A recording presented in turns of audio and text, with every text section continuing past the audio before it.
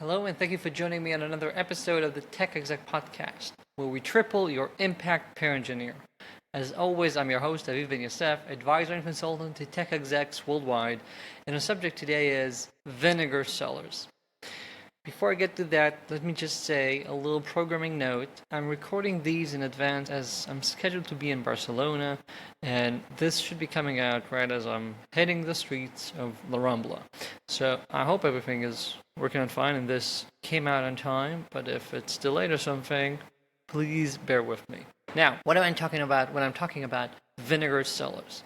I'm guessing you know that if you keep wine too long or improperly, that wine will turn into vinegar. By the way, vinegar, if you see, has vine in it. That's the etymology of the name. Vinegar comes from wine, at least historically. Now, no one likes it when wine turns into vinegar, right? I don't know if you've ever tried and drank a bottle that's way too old or hasn't been well capped. I have. It's not fun.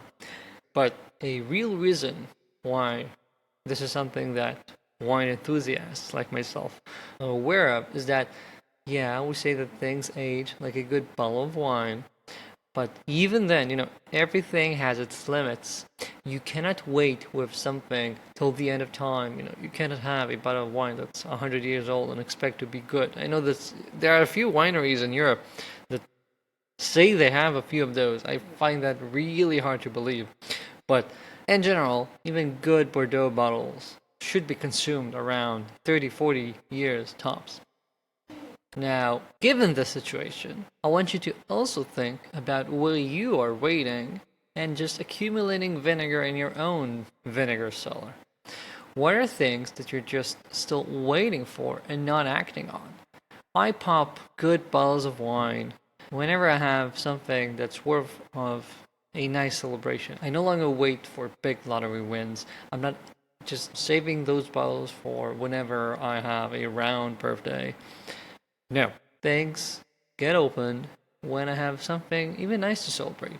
Like, I finished a small project. We have a birthday in the family. It's a nice week.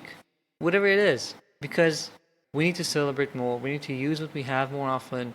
There's no reason to keep waiting. You can be accumulating vinegar in your work in a few ways. One is just you're waiting too long to do stuff. Like you're waiting for the stars to align to do this, big reorg that's been long overdue, to fire that person that's clearly a bad fit, to actually promote that person and create a new team under you because you're so overwhelmed, but you're waiting and waiting and waiting till things actually turn sour before you take action. That's one. And to deal with those, I'm urging you to take action. I've got a bunch of episodes, a bunch of articles about moving forward, about doing things faster, about not allowing yourself to go into decision waffling. And that's one. And I'm going to try and remember to link to all of those in the show notes.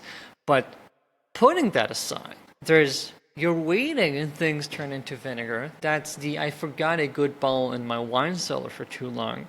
But there's the second option. The second option is when you're not looking over things properly. Things are not well kept, and then they turn sour much faster.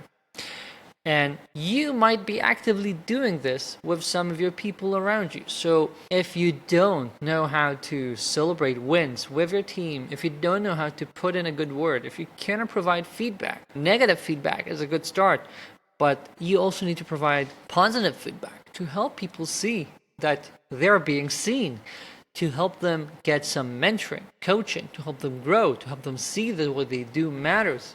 This is, in fact, how I've seen many people in the past who failed to take notice of their teams, who failed to show them that they appreciate what they're doing, who failed to celebrate wins, to celebrate progress, to show people that we are moving forward. And that can really turn a team sour really fast. That can really help and increase the rate of burnout that you're seeing in your team.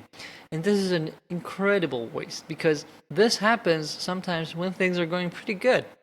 Things are being delivered. We're making progress. And merely because of that, because we're doing good work, that there's no bad feedback to provide, or not a lot of it, and you don't provide any good feedback, makes people feel like they're just grinding and grinding and grinding and nothing actually happens. So to prevent you from spoiling your precious bottles that you've been storing for years, you have to ensure that they are being well kept. Provide them with the conditions that they need to keep getting better. And enjoy them. Use them.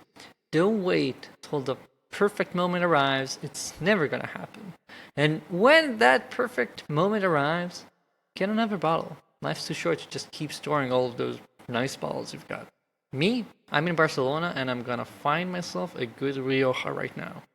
Thank you for joining me. If you have any questions or comments, my email is in the show notes, and even in Barcelona, I'm gonna check my inbox, so feel free to reach out to me.